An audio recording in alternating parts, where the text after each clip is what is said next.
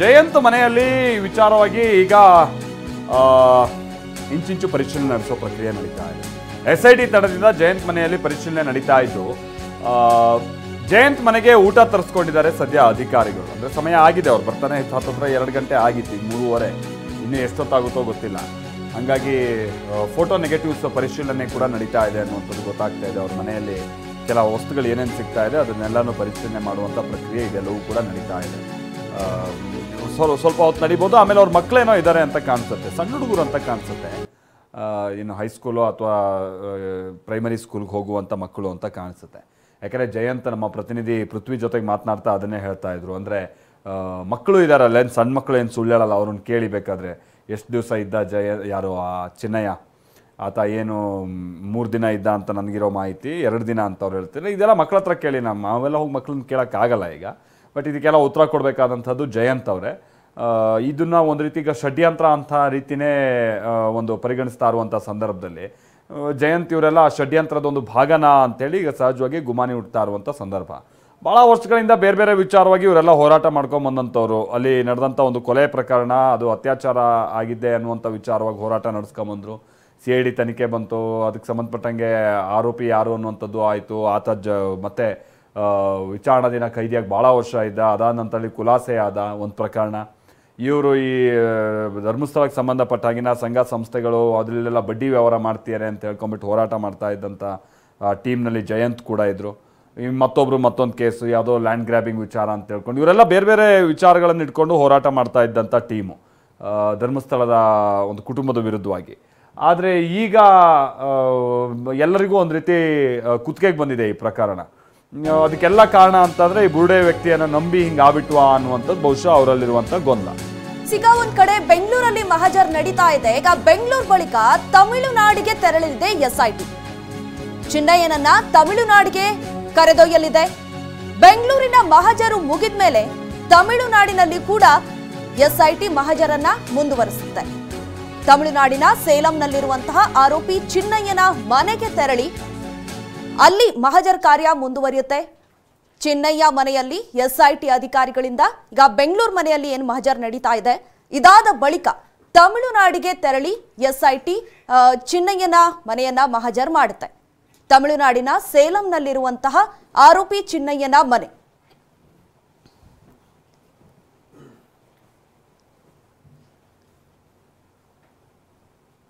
ಈಗ ಬುರುಡೆ ರಹಸ್ಯವನ್ನ ಭೇದಿಸೋಕೆ SIT ಮುಂದಾಗಿದೆ. ಈ ಬುರುಡೆ ಸಂಬಂಧಪಟ್ಟಂತೆ ಸಾಕಷ್ಟು ಮಹಜರನ್ನ ನಡೆಸಿ, ಅಂದ್ರೆ ಚಿನ್ನಯ್ಯ ಯಾರ ಮನೆಯಲ್ಲಿ ವಾಸ ಇದ್ದ, ಇದರ ಹಿಂದೆ ಯಾರ್ದೆಲ್ಲ ಕೈವಾಡ ಇದೆ, ಇದೆಲ್ಲವನ್ನ ಕೂಡ SIT ಇಂಚಿಂಚು ಶೋಧ ನಡೆಸ್ತಾ ಇದೆ. ಇನ್ನು ಮಾತಾಡ್ತಂತ ಸಂದರ್ಭದಲ್ಲಿ ಈ ಬುರುಡೆ ಚೆನ್ನೈನಿಂದ ತಂದಿದ್ದು ಅನ್ನುವಂತಹ ಗುಮಾನಿ ಕೂಡ ಇತ್ತು. ಸೊ ಇದೆಲ್ಲವನ್ನು ಕೂಡ ಚಿನ್ನಯ್ಯ ಒಂದೊಂದಾಗೆ ಮಾಹಿತಿ ಈಗ ಬಹಿರಂಗವಾಗಿ SIT ಮುಂದೆ ಒಪ್ಕೊಳ್ತಾ ಇದ್ದಾರೆ ಕೂಡ. ಈಗ ಬೆಂಗಳೂರಿನ ಮಹಜರಿನ ಬಳಿಕ ತಮಿಳುನಾಡಿಗೆ ತೆರಳಿ ಮಹಜರನ್ನ ಮುಂದುವರಿಸುತ್ತೆ.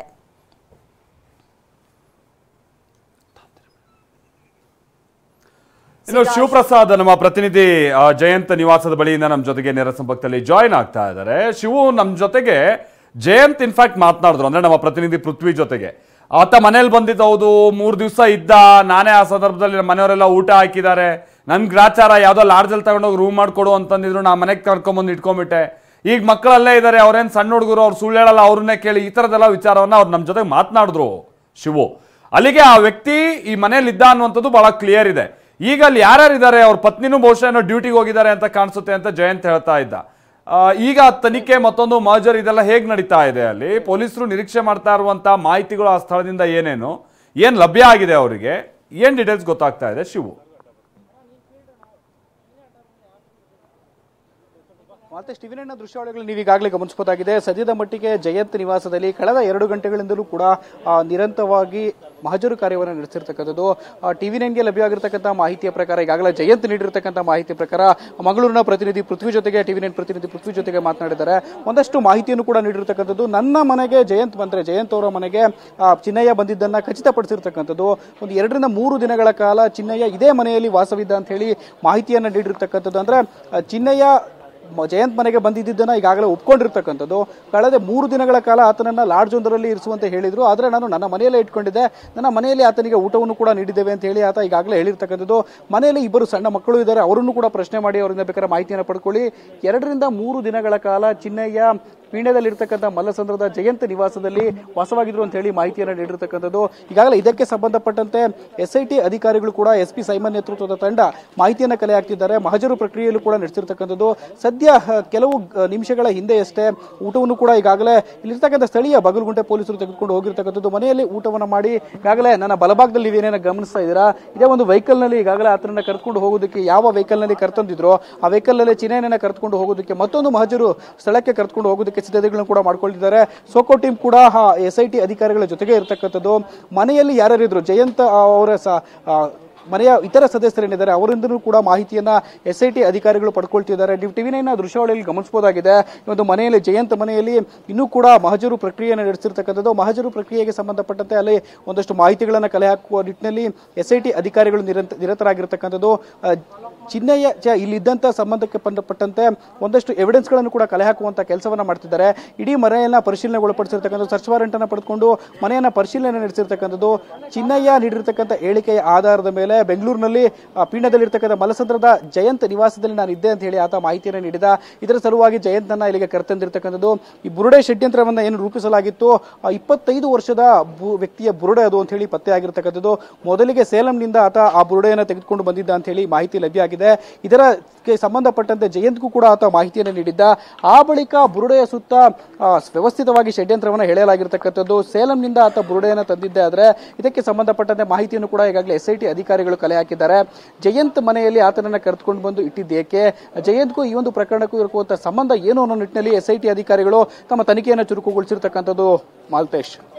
Okay thank you Shivu. ಇದು ಜಯಂತ್ ಅವರ ನಿವಾಸದಲ್ಲಿ ಏನಾಗ್ತಾ ಇದೆ ಅನ್ನೋದಕ್ಕೆ ಸಂಬಂಧಪಟ್ಟ ಹಾಗೆ ನೀವು ಕೆಲ ದೃಶ್ಯಾವಳಿಗಳಲ್ಲಿ ಗಮನಿಸಬಹುದಾಗಿದೆ. ಜಯಂತ್ ಅವರು ಹೇಳಿರೋ ಪ್ರಕಾರವಾಗಿ ಒಂದು ಕ್ಲಿಯರ್, ನಾನು ಆಗ್ತಾನೆ ಹೇಳಿದಾಗೆ ಈತನನ್ನ ನಂಬಿ ಕೆಟ್ಟಿವಿ ಅನ್ನೋ ರೀತಿಯಾಗಿ ಅವರ ಭಾವನೆ ಇದೆ. ಎರಡನೇದಾಗಿ ಈತ ಹೆಣ ಹೂತಿರುವಂಥದ್ದು ಅಕ್ರಮವಾಗಿ, ಇದೆಲ್ಲ ನಿಜ. ಆದರೆ ಆ ಜಾಗವನ್ನ ಈತ ತೋರಿಸ್ತಾ ಇಲ್ಲ, ಸುಳ್ಳು ಹೇಳ್ತಾ ಇದ್ದಾನೆ ಅನ್ನುವಂಥದ್ದು ಅವ್ರು ಮಾಡ್ತಾ ಇರೋ ಆರೋಪ.